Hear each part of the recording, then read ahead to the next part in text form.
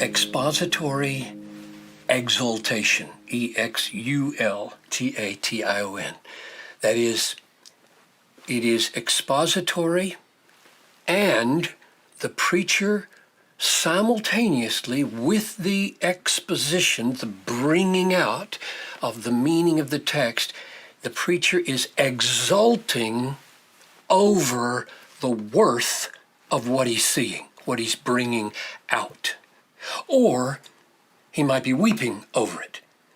Exaltation, I mean to capture an appropriate emotional embodiment of the value of the text, which might be hell or might be heaven.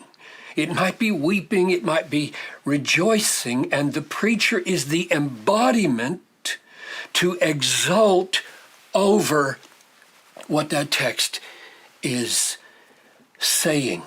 And there are several reasons for why preaching must be this way. First, the nature of the good news, the nature of what is being heralded or exposited. Every text, whether it's as practical as practice hospitality, that could be your sermon text, practice hospitality.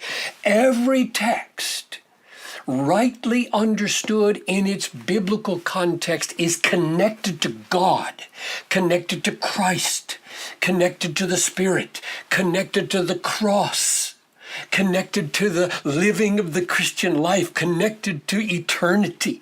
And every one of those connections are spectacularly valuable. Or connected to hell and connected to judgment and connected in a way that is weighty and heavy. Which means that the very nature of texts demands that there be an appropriate emotional embodiment of what's here. The text reality calls for it. That's the first implication of exaltation. Here's a second one. The nature of the herald. Me, the preacher, you, the preacher. If a king commissions a town crier, a herald, to take his message, the message of his supremacy, the message of his mercy, his readiness to give amnesty to the people, the message of his heart's desire that people be rescued and not punished, his disinclination to banish any from the kingdom. If that town crier, that herald, delivers that message in a way that contradicts the heart of the king, he's not a faithful herald. He's not. A faithful herald will embody in his whole demeanor, his whole emotion, something like the value of what the king has said he should deliver. So his embodiment, his own personal presentation of the news of the king calls for him to be not bored by what he says. A bored preacher is a lying preacher. He may be saying true words, but he's not communicating true value. And that's what texts are about. They're about reality, and that reality includes the worth of the reality. And if you communicate objective truths about the reality and contradict the value of the reality, you're not a faithful preacher. You're not a faithful herald. So that's a second implication. A third one is that the aim of the heralding, the aim of preaching, demands exaltation over what we've seen by exposition. What's the aim? The aim is that our people would see with the eyes of their heart the value and truth of what's being opened from the text, that they would savor it, see it, savor it, and be transformed by that seeing, as Paul describes in 2 Corinthians 3:18, be transformed by that seeing and savoring into a new kind of person that represents God in the world, right? That's our goal in preaching. We want a new kind of people whose lives are so different from the world and the way it's governed by its principles that people would recognize this is of God here.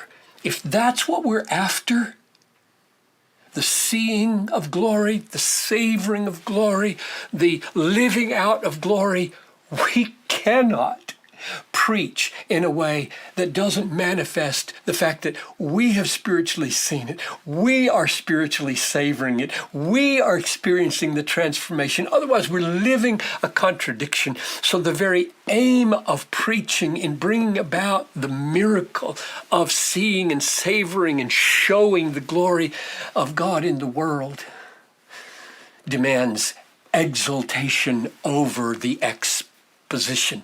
So, a couple of concluding thoughts. We must not preach mere expository messages. Why? Because the devil can do that.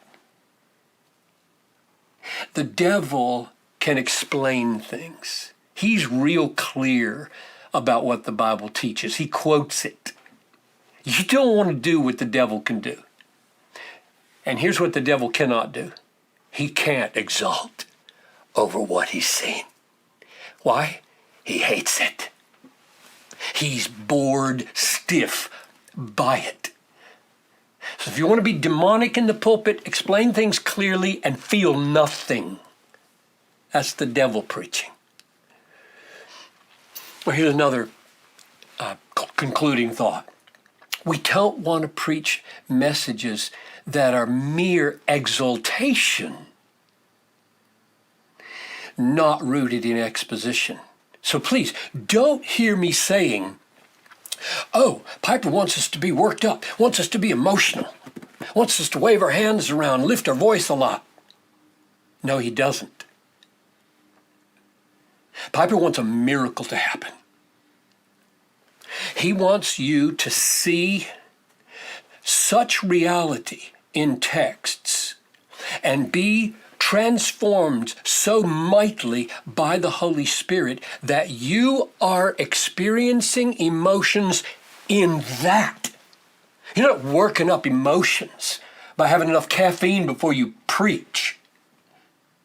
You are seeing reality in texts, and that reality is awakening in you a spiritual emotion or affection or exaltation that's either authentic or it's fake. People will know it's fake. I've seen preachers how to do this. I've seen young men know they're preaching in front of John Piper, and John Piper expects a lot of emotional engagement, and so they're performing it.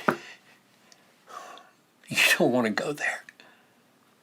You do not want to go there. You be you. You be your personality. You express things your way. Not my way, your way. But it better be real. You better have seen reality with the eyes of your heart and experience a spiritual awakening over those realities, embody that exaltation, and deliver it in a way the devil never could do.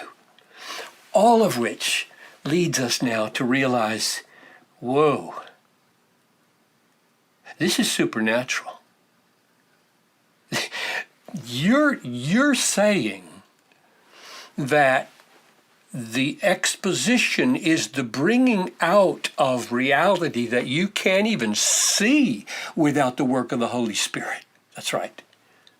And you're saying that there's a deep heart response to it that cannot happen apart from the Holy Spirit. That's right. That's what I'm saying. And you're saying that what you want to happen in the pew is the same seeing and the same savoring and the same showing through transformation. That's supernatural. That's exactly what I'm saying. Which means, for all these years, I have never believed that preaching is what happens after 30 minutes of worship. Preaching is worship. It's the miracle of worship over the Word. And that's what we'll talk about next time.